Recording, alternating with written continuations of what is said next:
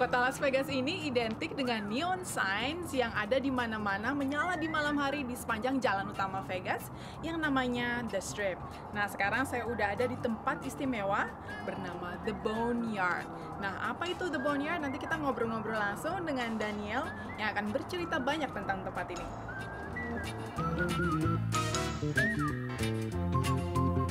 Hi Daniel, how are you? Good, how are you? Thank you for having us here in the Boneyard. How would you describe this place to people who've never heard about this? Well, the Boneyard is a collection of neon signs that are no longer in use, either because the building or casino or business that the sign advertised is no longer in business, or because the business Change the signage. Yeah. And so these are all classic signs dating from as early as the 1930s. And Vegas is very iconic for the neon signs. Yes. Absolutely, absolutely. And in your opinion, what makes it so interesting and iconic? Well, I think it's that the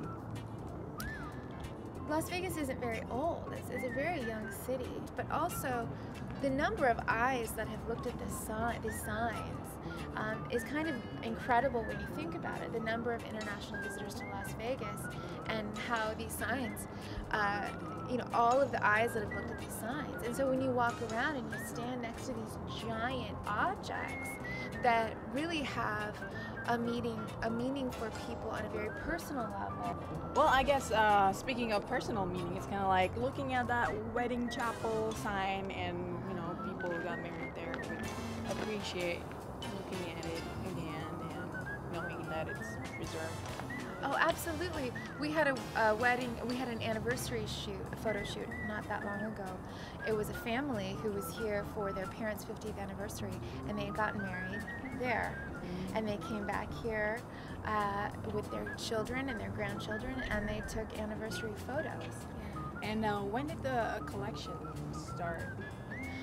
Well, the idea to have a neon museum began in the late 80s, mid to late 80s, but really it was a combined efforts of an arts organization called the Allied Arts Council, along with a sign company called the Young Electric Sign Company, and they kind of sort of joined hands, and YESCO, the Young Electric Sign Company, said, we'll give you a core collection of iconic signs for you to start with. That was in 1996, and in 1997 we became a 501c3 nonprofit. So we've been collecting signs ever since, and now we have over more than 170 elements, sign pieces and signs, all donated to the collection, all from people who want to preserve this history. But do you think a lot of the more flashy casinos right now, they've forgotten about neon signs and they use something else for signage? Yeah. What do you think about that? Well, I mean, LED is very popular. LED has its place. I do think there are a lot of casinos that realize that Las Vegas is known and our signage is known for neon. So there are casinos and businesses that incorporate both. Also, what's really great is in the downtown area, there is a law where a business has to have a certain percentage of neon or animated lighting, really?